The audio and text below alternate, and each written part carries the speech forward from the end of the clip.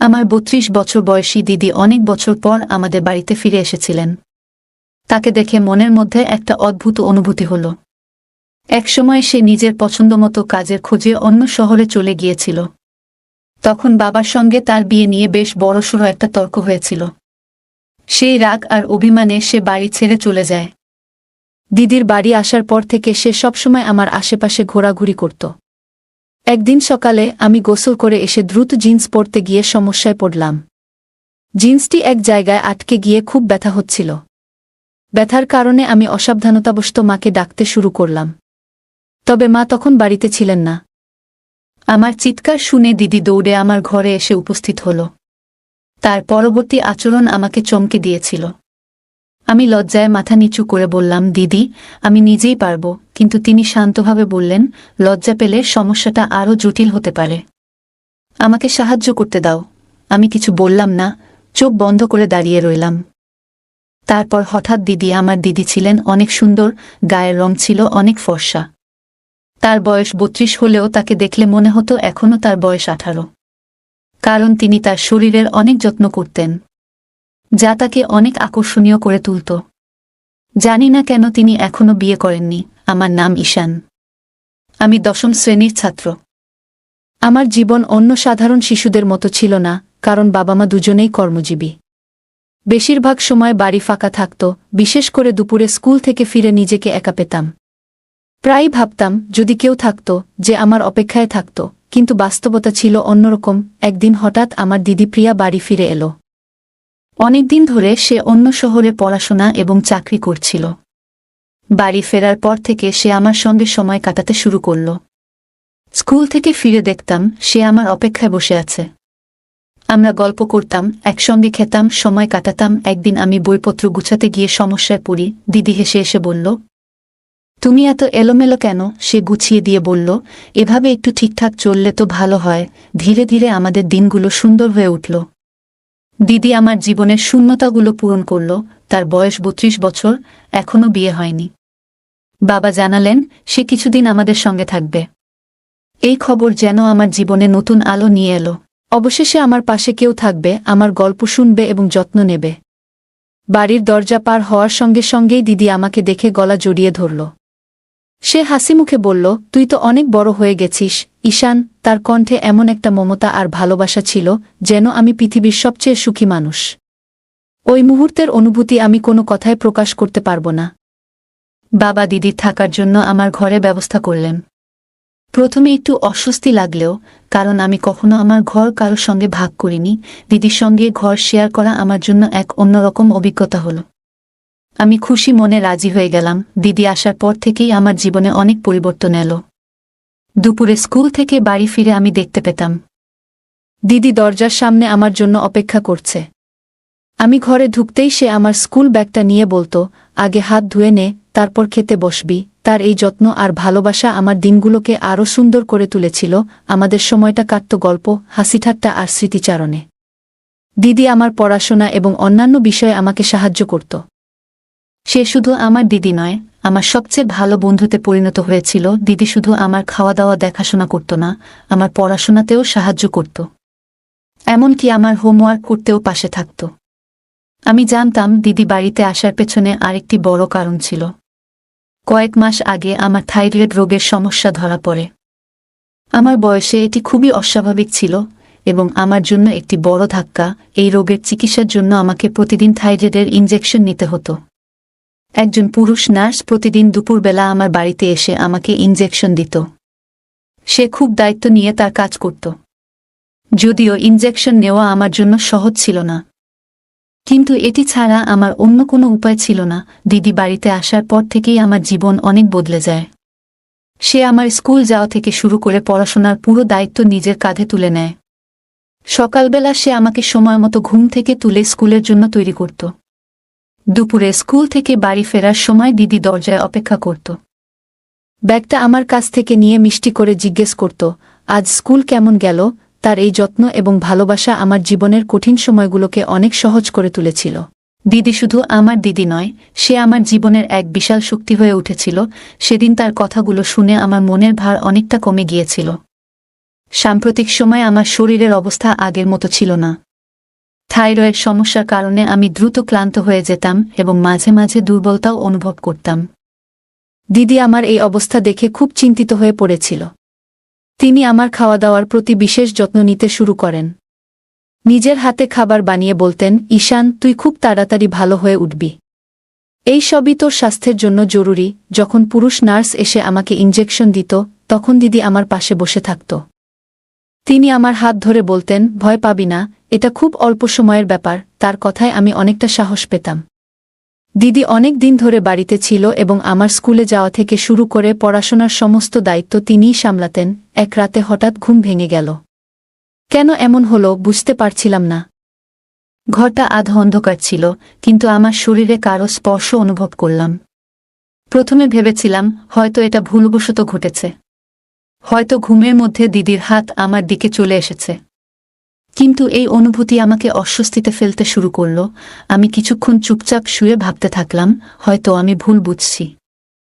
দিদির এমন কাজ ভুলবশতই হয়েছে। তিনি তো আমার বড় বোন, যার প্রতি আমি পুরোপুরি বিশ্বাস করি। কিন্তু পরের দিন আবার একই ঘটনা ঘটল। এবার আমি সম্পূর্ণ জেগেছিলাম। দিদির আচরণ আমার কাছে অদ্ভুত লাগতে শুরু করল। তার এই স্পর্শ আর ভুল মনে হচ্ছিল না। আমার ভেতরে অস্বস্তি আরও বাড়তে লাগল। আমি তাকে এমন রূপে আগে কখনো দেখিনি।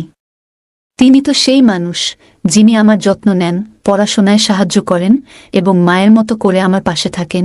সেই রাতে আমি কিছুই বলিনি, শুধু চুপচাপ শুয়েছিলাম। কিন্তু মনের ভেতর নানা চিন্তা ঘুরছিল। এমনটা কেন ঘটছে তা বুঝে উঠতে পারছিলাম না। 2 রাত ধরে ঘটে যাওয়া ঘটনাগুলো আমাকে ভীষণ অস্বস্তিতে ফেলেছিল। অবশেষে আমি ঠিক করলাম, আর চুপ করে থাকা যাবে না। এটা আমার জন্য খুব বড় বিষয় ছিল। আমি দিদির সঙ্গে কথা বলার সাহস সঞ্চয় করতে শুরু করলাম। তবে আমার মনের ভেতরে একটা ভয় কাজ করছিল, যদি আমার কথা বলার ফলে বাড়ির পরিবেশ খারাপ হয়ে যায়। কিন্তু আমি জানতাম এমন কিছু হলে তা ঠিক নয়। তাই এই বিষয়ে কথা বলা খুবই জরুরি। পরের দিন দুপুরে যখন স্কুল থেকে বাড়ি ফিরলাম, তখন রাতের ঘটনাগুলো আমার মাথায় ঘুরছিল। আমি খুব অস্থির ছিলাম। খাবার খেতে বসে আর নিজেকে আটকাতে পারলাম না। অবশেষে দিদির সঙ্গে কথা বলার সিদ্ধান্ত নিলাম। আমি সরাসরি বললাম, দিদি, গত 2 দিন ধরে রাতে ঘুমানোর সময় তুমি কেন আমার গায়ে হাত রাখছ? তোমার কি কোনো দুঃস্বপ্ন হচ্ছে? আমার প্রশ্ন শুনে দিদির মুখের ভাব মুহূর্তে বদলে গেল। তার চোখে মুখে একটা অদ্ভুত অস্থিরতা দেখা দিল, যা আমি স্পষ্টই বুঝতে পারছিলাম। মনে হচ্ছিল তিনি এই প্রশ্নের জন্য একদম প্রস্তুত ছিলেন না। কিছুক্ষণ পুরো ঘর নিস্তব্ধ হয়ে রইল। এরপর দিদি হালকা কাপা গলায় উত্তর দিলেন, হয়তো আমি কোনো স্বপ্ন দেখেছিলাম। স্বপ্নের মধ্যেই হয়তো ভুলবশত আমার হাত তোর গায়ে চলে গেছে। তার কণ্ঠে এক ধরনের দ্বিধা ছিল। তবে তার উত্তর শুনে আমি কিছুটা শান্ত হলাম। মনে হলো হয়তো আমি বাড়াবাড়ি করে কিছু ভেবেছি। দিদি তো আমার বড় বোন, যিনি আমার দেখাশোনার জন্য এখানে এসেছেন। আমি তার কথাগুলো বিশ্বাস করে নিলাম। ভাবলাম হয়তো এটা সত্যিই স্বপ্নের কারণে ঘটেছে। কিন্তু তার পরিবর্তিত মুখের অভিব্যক্তি এবং দ্বিধাগ্রস্ত উত্তর আমার মনে একটা প্রশ্ন রেখে গেল। আমি এই বিশ্বাসটি এড়িয়ে যাওয়ার চেষ্টা করলেও আমার ভেতরে একটা অজানা ভয় এবং সন্দেহ ঠিকই রয়ে গেল। সেদিনের পর থেকে আমি দিদির আচরণের প্রতি বেশি নজর দিতে শুরু করলাম। তার কিছু কিছু আচরণ আমার কাছে অদ্ভুত মনে হতে থাকল। সেদিন রাতে অস্বস্তি আমার মনকে গ্রাস করেছিল। রাতে ঘুমানোর কিছু সময় পরেই আমার ঘুম ভেঙে যায়। ঘুমানোর আগে আমি একটু পানি খেয়েছিলাম, হয়তো সেই কারণেই আমার মধ্যরাতে ঘুম ভেঙেছিল। আমি উঠে দেখি দিদি আমার পাশে নেই। প্রথমে ভাবলাম হয়তো বাথরুমে গিয়েছে, কিন্তু ঘরের বাথরুমেও তাকে পেলাম না। তখন ঠিক করলাম ঘর থেকে বেরিয়ে একটু খুঁজে দেখি। ঘরের বাইরে গিয়ে চারদিকে তাকিয়ে দেখি দিদি মায়ের ঘরের দরজার বাইরে দাঁড়িয়ে আছেন। তিনি দরজার ফাঁক দিয়ে ভেতরে কি যেন দেখছিলেন। এটা কেন করছিলেন তা বুঝতে পারছিলাম না। আমি ভেবেছিলাম দিদির কাছে গিয়ে জিজ্ঞেস করব, কিন্তু তার আগেই তিনি আমার ঘরের দিকে ফিরে আসেন। যদি তিনি আমাকে দেখে ফেলতেন তাহলে হয়তো ভাবতেন আমি তাকে অনুসরণ করছি। তাই তার ঘরে ফেরার আগে দ্রুত নিজের জায়গায় ফিরে এসে শুয়ে পড়লাম। কিছুক্ষণের মধ্যে দিদি ঘরে ফিরে এলেন এবং নিজের জায়গায় শুয়ে পড়লেন। কিন্তু তার সেই অদ্ভুত আচরণ আবার শুরু হলো। তিনি আমার শরীর ছুঁতে লাগলেন। আমি বুঝতে পারছিলাম না দিদি কেন এমন অদ্ভুত আচরণ করছেন। তবে এটা নিশ্চিত বুঝতে পারলাম যে মায়ের ঘরে কি দেখার পরই তিনি এমন করেন। এখন আমার কৌতূহল আরও বেড়ে গিয়েছিল। পরের দিন দুপুরে বাড়িতে আমরা দুজনই ছিলাম। দিদি আমাকে পড়াশোনা শেখাচ্ছিলেন। তখন সুযোগ নিয়ে আমি সহজভাবে জিজ্ঞেস করলাম, দিদি তুমি এত সুন্দর, তবুও তোমার বিয়ে হয়নি কেন? দিদি মুচকি হেসে বললেন, আগে মনে হতো বিয়ে মানে অনেক দায়িত্ব এবং ঝামেলা, তাই এর থেকে দূরে থাকতাম। কিন্তু এখন মনে হচ্ছে বিয়ে করাটা দরকারি। তবে আমার বয়স যেহেতু একটু বেড়ে গেছে, তাই মনের মতো সঙ্গী পাওয়া কঠিন। তার এই কথার পর আমি আর কোনো প্রশ্ন করিনি। চুপচাপ পড়ায় মন দিলাম। কিছুক্ষণ পরেই এক নার্স বাড়িতে এলেন আমাকে ইনজেকশন দিতে। ইনজেকশন নিয়ে আমি কিছুক্ষণ বিশ্রাম নিতে শুয়ে পড়লাম। ঘুম থেকে ওঠার পর খুব ক্ষুধা অনুভব করলাম। তখন দিদিকে ম্যাগি বানানোর কথা বললাম। তখন দিদি মায়ের ঘরে ছিলেন। আমি ঘরের কাছে গিয়ে দেখলাম দিদি নিজেকে আয়নায় দেখছেন। স্নান সেরে তিনি যেন নিজের 18 বছরের মেয়ে মনে করে দেখতে চেষ্টা করছিলেন। তাকে এমনভাবে আয়নায় নিজের প্রতি মগ্ন হতে দেখে আমি একটু হতবাক হয়েছিলাম। আমি চুপচাপ দাঁড়িয়ে অপেক্ষা করছিলাম যে কখন তিনি নিজের এই মগ্নতা থেকে বেরিয়ে আসবেন। আমি ক্ষুধার্ত ছিলাম, কিন্তু দিদি যেন নিজের এক অদ্ভুত জগতে ছিল। নিজেকে নায়িকা মনে করে আয়নার সামনে বিভিন্ন ভঙ্গিতে দাঁড়িয়েছিলেন। ক্ষুধার তীব্রতায় আমি আর সহ্য করতে পারলাম না। অবশেষে তার ঘরে গেলাম। আমাকে দেখে দিদি হালকা লজ্জা পেলেন এবং একটু হাসলেন। তিনি তখন স্নানের পোশাক পরা অবস্থায় ছিলেন। আমাকে দেখে বললেন, উঠে পড়েছ ঈশান? তাহলে বলো তো আমি কেমন দেখাচ্ছি? আমি আসলে ক্ষুধার জন্য তার কাছে গিয়েছিলাম, কিন্তু দিদি যেন আমার মুখ থেকে নিজের প্রশংসা শোনার জন্যই অপেক্ষা করছিলেন। হঠাৎ তিনি আমার হাত ধরে আমাকে আয়নার সামনে নিয়ে গেলেন। এক হাত আমার গলায় রেখে পেছনে দাঁড়িয়ে বললেন, ঈশান তোমার কি মনে হয় আমার কি এখনো বিয়ে করা উচিত? দিদির এমন প্রশ্নে আমি কি বলবো বুঝতে পারছিলাম না। আমি বললাম, দিদি বিয়ে করার সিদ্ধান্ত পুরোপুরি তোমার ব্যক্তিগত বিষয়। আমি এ নিয়ে কিছু বলতে পারবো না। আসলে আমি এখানে এসেছি কারণ খুব ক্ষুধা লেগেছে। তুমি কি আমার জন্য ম্যাগি বানাতে পারবে? আমার কথা শুনে দিদি হেসে বললেন, আমি ভেবেছিলাম তুমি বড় হয়ে গেছ, কিন্তু এখনো ছোটদের মতো আচরণ করছো। ঠিক আছে, তোমাকে বড় হওয়ার দায়িত্ব আমিই নিলাম। তুমি এখানে বসো, আমি প্রস্তুত হয়ে আসছি। আমি সেই ঘর থেকে বেরিয়ে এলাম। কিছুক্ষণ পর তিনি আমার জন্য ম্যাগি বানিয়ে আনলেন। সেই রাতেই আমি সিদ্ধান্ত নিলাম, মায়ের ঘরে ঠিক কি হচ্ছে তা জানার জন্য আমাকে সেখানে নজর রাখতে হবে। রাতে শোয়ার পর কিছুক্ষণ ঘুমের ভান করলাম। তারপর হঠাৎই বকবক করতে শুরু করলাম, পানি কোথায়? খুব পিপাসা লেগেছে। এমনটা করছিলাম যেন দিদি বুঝতে পারে আমি সত্যিই পানি খুঁজছি। ঘরে পানি না পেয়ে আমি বললাম, মনে হচ্ছে কিচেন থেকে পানি আনতে হবে। সবকিছু আমি ইচ্ছে করেই করছিলাম, কারণ আমি নিশ্চিত ছিলাম দিদি জেগে আছেন। তার আচরণ বুঝতে আমার এই পরিকল্পনা ছিল। আমি বুঝতে চেয়েছিলাম দিদির মনে আসলে কি চলছে। রাতের সময় পানি খুঁজতে ঘর থেকে বেরোলাম। তবে রান্নাঘরের দিকে না গিয়ে আমি মায়ের ঘরের দিকে পা বাড়ালাম। দরজাটা সামান্য খোলা ছিল। আমি ভেতরে উকি দিয়ে যা দেখলাম তাতে কিছু বিষয় স্পষ্ট হয়ে গেল। মা আর বাবা একসঙ্গে বসেছিলেন। বাবা মাকে আলতো করে কাছে টেনে নিচ্ছিলেন। এই দৃশ্য দেখে আমার মনের মধ্যে কিছু চিন্তা পরিষ্কার হতে শুরু করল। আমি তখন চুপচাপ নিজের ঘরে ফিরে এলাম। ঘরে এসে দেখলাম দিদি আগের মতোই শুয়ে আছে। তবে আমি নিশ্চিত ছিলাম সে ঘুমিয়ে নেই। তার মনেও নিশ্চয়ই কিছু চলছিল। আমি ঠিক করলাম এই বিষয়টি দিদির সঙ্গে কথা বলতে হবে। অনেক দিন ধরে যা চলছে তা আমাকে মানসিকভাবে খুবই অস্বস্তিতে ফেলেছিল। সেই রাতে আমি ঘুমাতে পারলাম না। বারবার মাথায় ঘুরছিল দিদির অদ্ভুত আচরণ আর মায়ের ঘরে দেখা সেই দৃশ্য। এরপর 3 দিন কেটে গেল। আমার গ্রীষ্মের ছুটি শুরু হতে চলেছে। মা বাবা ছুটির জন্য একটি ভ্রমণের পরিকল্পনা করলেন।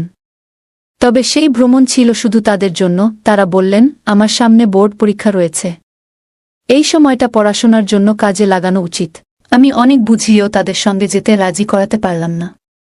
মা বাবা বললেন, ঈশান এই সময়টা তোমার জন্য খুব গুরুত্বপূর্ণ, তোমার পড়াশোনায় মনোযোগ দেওয়া উচিত। 3 দিন পর আমার ছুটি শুরু হতেই মা বাবা তাদের ভ্রমণে বেরিয়ে গেলেন। বাড়িতে আমি আর দিদি একাই রয়ে গেলাম। মা বাবা চলে যাওয়ার পর দিদি কিছুটা উদাসীন হয়ে পড়ল।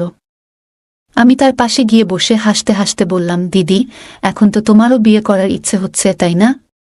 এখানে এসে মা বাবাকে একসঙ্গে দেখে নিশ্চয়ই মনে হয় তোমারও এমন একজন থাকা উচিত যে তোমাকে ভালোবাসবে। আমার কথা শুনে দিদির চোখে পানি চলে এলো। সে কান্নার মধ্যে বলল, ঈশান, তুমি সত্যিই আমার মনের কথা বুঝে ফেলেছ। এরপর সে তার মনের কথা বলতে শুরু করল। সেদিন সকালে দিদি হঠাৎ আমাকে জড়িয়ে ধরে বলল, তুমি তো অনেক বড় হয়ে গেছ। আমি এতদিন ভেবেছিলাম তুমি এখনো ছোটই আছো, কিন্তু তোমার কথাগুলো শুনে মনে হলো তুমি এখন সত্যিই একজন পরিপক্ক মানুষ। তারপর দিদি বলল, তোমার কি সত্যিই মনে হয় এই বয়সে আমাকে কেউ পছন্দ করতে পারে? দিদির এই প্রশ্নের কোনো উত্তর আমার কাছে ছিল না। তবে সেই দিনের পর থেকে দিদির আচরণে এক আশ্চর্য পরিবর্তন দেখা দিল। দিদি মায়ের কিছু স্টাইলিশ পোশাক পরতে শুরু করলেন। দিদিকে ওই রকম পোশাকে দেখলে আমারও চোখ আটকে যেত। বিশেষ করে যখন তিনি মেকআপ করে সেজেগুজে আসতেন, তখন তিনি আমার কাছ থেকে প্রশংসা শোনার জন্য অপেক্ষা করতেন। শুধু তাই নয়, মাঝে মাঝে আমার সঙ্গে ছবি তুলতে চাইতেন এবং ইচ্ছাকৃতভাবে আমার কাছাকাছি থাকতেন। তার আচরণ আমার মনে কিছুটা অস্বস্তি তৈরি করেছিল। তবে আমি কিছু বলিনি। একদিন সকালে আমি গোসল করে এসে দ্রুত জিন্স পরতে গিয়ে সমস্যায় পড়লাম। জিন্সটি এক জায়গায় আটকে গিয়ে খুব ব্যথা হচ্ছিল। ব্যথার কারণে আমি অসাবধানতাবশত মাকে ডাকতে শুরু করলাম। তবে মা তখন বাড়িতে ছিলেন না। আমার চিৎকার শুনে দিদি দৌড়ে আমার ঘরে এসে উপস্থিত হল। তার পরবর্তী আচরণ আমাকে চমকে দিয়েছিল। তিনি আমাকে জিজ্ঞাসা করলেন, কি হয়েছে ঈশান? আমি সবকিছু খুলে বললাম। তিনি হেসে বললেন, তোমার মাও বাড়িতে নেই, তাই তোমার সমস্যা মেটাতে এখন আমাকেই এগিয়ে আসতে হবে। আমি লজ্জায় মাথা নিচু করে বললাম, দিদি, আমি নিজেই পারব। কিন্তু তিনি শান্তভাবে বললেন, লজ্জা পেলে সমস্যাটা আরও জটিল হতে পারে। আমাকে সাহায্য করতে দাও। আমি কিছু বললাম না, চোখ বন্ধ করে দাঁড়িয়ে রইলাম। কয়েক মিনিটের মধ্যেই তিনি সমস্যার সমাধান করে দিলেন, আর আমি স্বস্তি পেলাম। তবে ওই ঘটনার পর দিদির আচরণে এক ধরনের পরিবর্তন দেখা গেল। তিনি বললেন, ঈশান, আমি সবসময় তোমাকে ছোট মনে করতাম, কিন্তু এখন বুঝতে পারছি তুমি অনেক বড় হয়ে গেছ। তার কথায় আমি একটু অপ্রস্তুত হয়ে গেলাম। সেদিন সন্ধ্যায় দিদি বললেন, মা বাড়ি না ফেরা পর্যন্ত আমি তোমার দায়িত্ব নিচ্ছি। আমি লজ্জায় না বলতে চেয়েছিলাম, কিন্তু তিনি জোর দিয়ে বললেন, তোমার ভুল যাতে আর না হয় সেটা দেখা আমার দায়িত্ব। পরের দিন দুপুরে যখন আমি ঘুমাচ্ছিলাম না, টিভি চালিয়ে বসেছিলাম। হঠাৎ টিভির আওয়াজ শুনে দিদি মায়ের ঘর থেকে বেরিয়ে এলেন। তার অভিব্যক্তি দেখে মনে হলো তিনি আমার প্রতি আরও খেয়াল রাখার সিদ্ধান্ত নিয়েছেন। তিনি সেদিন মায়ের একটি স্টাইলিশ পোশাক পরেছিলেন এবং তার চলাফেরায় কিছুটা ভিন্নতা লক্ষ্য করলাম। একদিন দিদি বললেন, ঈশান, আজ তোমার জন্য আমি বিশেষ করে পানিপুরি বানিয়েছি। আমি হেসে বললাম, ঠিক আছে, আনো। দিদি কিচেনে যাওয়ার আগে টিভি বন্ধ করে দিলেন। তবে আশ্চর্যজনকভাবে তিনি আমাকে হলের পরিবর্তে আমার ঘরে নিয়ে গেলেন। সেখানে আমাকে বিছানায় বসিয়ে নিজের হাতে পানিপুরি খাওয়াতে শুরু করলেন। পানিপুরি খাওয়ানোর সময় দিদি বারবার আমার চুলে হাত বুলিয়ে বলছিলেন, তুমি অনেক বুদ্ধিমান হয়ে গেছ, এখন তো অনেক বড় হয়ে গেছ। তার পারফিউমের গন্ধ পুরো ঘরে ছড়িয়ে পড়েছিল। কিছুক্ষণ পর আমার চোখ ভারী হয়ে এলো এবং আমি ঘুমিয়ে পড়লাম। যখন ঘুম ভাঙল, তখন মাথাটা ভারী লাগছিল। আমি ধীরে ধীরে উঠে বসলাম। কিছু সময় পর দিদি ঘরে ঢুকে এক অদ্ভুত হাসি নিয়ে বললেন, ঈশান, তুমি জানো না তুমি আমার জীবনে কত আনন্দ নিয়ে এসেছ। আমি তার কথা ঠিকমতো বুঝতে পারছিলাম না, শুধু মাথা নেড়ে সাড়া দিলাম। এরপর দিদি বললেন, ফ্রেশ হয়ে এসো, আমরা অনেক মজা করব। ফ্রেশ হয়ে যখন ঘর থেকে বের হলাম, তখন দেখলাম দিদি আমার পছন্দের গান চালিয়েছেন। সাধারণত তিনি ড্যান্স বা ডিজে গান একেবারেই পছন্দ করতেন না, কিন্তু সেদিন তিনি নিজেই আমার হাত ধরে বললেন, চলো নাচি। আমাকে ড্যান্স শেখাতে শেখাতে দিদি বললেন, তোমার সাথে আজ এত মজা হচ্ছে, মনে হচ্ছে দিনগুলো খুব সুন্দর হয়ে গেছে। দিন যেতে লাগলো এবং আমি বুঝতে পারছিলাম না কেন দিদি এত খুশি থাকছেন। তবে প্রতিদিন দুপুরে ঘুম থেকে ওঠার পর শরীরটা ক্লান্ত লাগত। আমি যখনই জিজ্ঞাসা করতাম, দিদি মুচকি হেসে বলতেন, তুমি আমাকে আজও অনেক খুশি করেছ। আমি বুঝতে পারছিলাম না কিভাবে আমি তাকে খুশি করছি। তবে আস্তে আস্তে তার সাথে কাটানোর সময় আমাকে ভালো লাগতে শুরু করল। শুরুতে কিছুটা অস্বস্তি থাকলেও ধীরে ধীরে আমি দিদির আচরণে অভ্যস্ত হয়ে পড়লাম। আমাদের সম্পর্কের মধ্যে এক ধরনের নতুনত্ব আসতে লাগল। কিন্তু এই পরিবর্তন কোথায় গিয়ে দাঁড়াবে তা তখনও আমি বুঝতে পারিনি। আমার জীবনে এমন একটি ঘটনা ঘটেছিল যা আমাকে এবং আমার পরিবারকে পুরোপুরি হতবাক করে দিয়েছিল। হঠাৎ করেই আমার শরীরে কিছু পরিবর্তন অনুভব করতে শুরু করলাম। মাথা ঘোরা, দুর্বলতা, এসব অনুভূতি ক্রমশ বাড়তে লাগল। বাড়ির লোকজন আমাকে তৎক্ষণাৎ হাসপাতালে নিয়ে গেল। যখন আমার চোখ খুলল, তখন বুঝতে পারলাম আমি প্রায় 1 মাস ধরে আইসিইউতে ছিলাম। এই 1 মাস ছিল আমার জীবনের সবচেয়ে অজানা এবং জটিল সময়। ডাক্তাররা জানালেন আমার অসুস্থতার কারণ একটি বিরল মানসিক সমস্যা। তারা আরও বললেন আমি বাস্তবতা থেকে নিজেকে দূরে সরিয়ে আমার কল্পনার একটি পৃথক জগৎ তৈরি করেছিলাম। ডাক্তাররা আমার বাবা মায়ের সঙ্গে কথা বলে তাদের জানালেন আপনারা নিজেদের কাজে এতটাই ব্যস্ত ছিলেন যে ছেলের মানসিক এবং আবেগগত অবস্থার দিকে সঠিক সময়ে নজর দিতে পারেননি। এটি তার অসুস্থতার প্রধান কারণ। তারা আরও জানালেন ছেলে একটি বিভ্রান্তিকর ধারণার মধ্যে আটকে গিয়েছিল। তার মনে হয়েছে ভালোবাসা কেবলমাত্র নির্দিষ্ট সম্পর্কের মধ্যেই সীমাবদ্ধ। তার বয়স এবং আবেগের পরিবর্তনের সময়ে সে সঠিক দিক নির্দেশনা পায়নি। এই কথাগুলো শোনার পর আমার মা বাবা খুবই অনুশোচনা করলেন। তারা বুঝতে পারলেন যে আমার মানসিক স্বাস্থ্যের প্রতি তাদের আরও মনোযোগী হওয়া উচিত ছিল। পরবর্তীতে আমি আমার কল্পনার দুনিয়া থেকে বেরিয়ে বাস্তব জীবনে ফিরে আসার জন্য ধীরে ধীরে চেষ্টা করতে শুরু করলাম। আমার পরিবার আমাকে সঠিকভাবে সমর্থন করল এবং একসময় আমি আবার স্বাভাবিক জীবনে ফিরে আসতে সক্ষম হলাম। সে আমাকে খুবই প্রভাবিত করেছিল। যখন আমি তাকে এবং তার ভালোবাসার মানুষকে একসাথে দেখতাম, তখন মনে হতো যেন আমি তাদের জীবনযাত্রার অংশ হয়ে গিয়েছি। এসব দেখে আমার মনের সম্পর্কে এবং ভালোবাসা নিয়ে ভুল ধারণা তৈরি হতে শুরু করেছিল। এরপর আমি আমার মোবাইল ফোনে অপ্রয়োজনীয় এবং ভুল বিষয় দেখতে শুরু করলাম, যা ধীরে ধীরে আমাকে ভুল পথে নিয়ে যাচ্ছিল। এর প্রভাব আমার শরীর এবং মানসিক অবস্থার ওপর পড়তে শুরু করল। দিন দিন আমি আরও বেশি দুর্বল হতে লাগলাম। মাথা ঘোরা, ক্লান্তি, এসব অনুভূতি আমাকে ক্রমশ কাবু করে ফেলছিল। একসময় আমার অবস্থার গুরুতর অবনতি হলে বাড়ির লোকেরা আমাকে হাসপাতালে ভর্তি করিয়ে দিল। ডাক্তাররা পরীক্ষা নিরীক্ষা করে জানালেন আমার শারীরিক এবং মানসিক অবস্থার এই অবনতির জন্য আমার পরিবারও কিছুটা দায়ী। তারা সময়মতো আমার মানসিক অবস্থার প্রতি মনোযোগ দেয়নি। ডাক্তারদের কথাগুলো শুনে আমার মা বাবা খুবই ভেঙে পড়লেন। তারা বুঝতে পারলেন আমি কতটা সমস্যায় ছিলাম। সেই সময় আমার বড় বোনও সেখানে উপস্থিত ছিল। ডাক্তারের কথাগুলো শোনার সময় তার চোখে একটি ভিন্ন ধরনের অনুভূতির ছাপ ছিল। পরবর্তীতে যখন আমি আইসিইউ থেকে বাইরে এলাম, তখন আমার দিদির গলায় একটি নতুন হাড় দেখতে পেলাম। তখনই আমি বুঝতে পারলাম আমার অসুস্থতার সময় মায়বাবার উদ্যোগে দিদির বিয়ে সম্পন্ন হয়েছে। এটি আমার জন্য একদম অপ্রত্যাশিত ছিল। এটি জানার পর আমার মনের মধ্যে মিশ্র অনুভূতি তৈরি হলো। আমি বুঝতে পারছিলাম না আমার মনের এই অনুভূতিগুলো ঠিক কিনা। এটি ছিল এমন একটি মুহূর্ত যেখানে আমি বাস্তবতা এবং নিজের আবেগের মধ্যে পার্থক্য করতে শিখছিলাম। আমার অনুভূতি এবং চিন্তাগুলো বোঝার প্রয়োজন ছিল। আমার অবস্থার দিকে তাকিয়ে দিদি আমার কাছে ক্ষমা চেয়েছিল। উনি বলেছিলেন, ঈশান, আমি তোমার যত্ন নিতে এসেছিলাম, কিন্তু আমি নিজেই আমার দুনিয়ায় হারিয়ে গিয়েছিলাম। তোমার মতো আমিও একা হয়ে পড়েছিলাম। তোমার মাধ্যমেই আমার পরিচয় হয়েছিল সেই ব্যক্তির সাথে এবং ধীরে ধীরে আমাদের মধ্যে প্রেমের সম্পর্ক তৈরি হয়। আমি আমার জীবন নিয়ে এতটাই ব্যস্ত হয়ে গিয়েছিলাম যে কখনো তোমার দিকে মনোযোগ দিইনি। এটা আমারও ভুল ছিল। দিদির কথাগুলো আমাকে গভীরভাবে ছুঁয়ে গিয়েছিল, কিন্তু আমি কোনো উত্তর দিতে পারিনি। কারণ সেই সময় আমি কথা বলার অবস্থায় ছিলাম না। আমি নিজেও বুঝতে পারছিলাম না যে আমার সাথে কি ঘটছে। আমার মানসিক অবস্থার কারণ সম্পর্কে আমার কোনো ধারণা ছিল না। পুরো ব্যাপারটাই আমার জন্য এক বিশাল ধাঁধা হয়ে দাঁড়িয়েছিল। যখন আমার অসুস্থতার বিষয়টি স্পষ্ট হল, তখন মা বাবা সিদ্ধান্ত নিলেন যে এবার তারা নিজেরাই আমার যত্ন নেবেন। সেই দিন থেকে তারা আমার সাথে কথা বলা শুরু করলেন এবং ধীরে ধীরে আমি অনুভব করতে লাগলাম যে ভালোবাসা শুধু প্রেমিক প্রেমিকার সম্পর্ক নয়, এটি মা বাবা ও সন্তানের মধ্যেও গভীরভাবে বিদ্যমান। মা বাবা আমাকে বুঝিয়েছিলেন যে পরিবারের উপস্থিতি এবং যত্ন সন্তানের জন্য কতটা গুরুত্বপূর্ণ। তারা আমার সাথে আরও বেশি সময় কাটাতে লাগলেন এবং আমার অনুভূতিগুলো বোঝার চেষ্টা করলেন।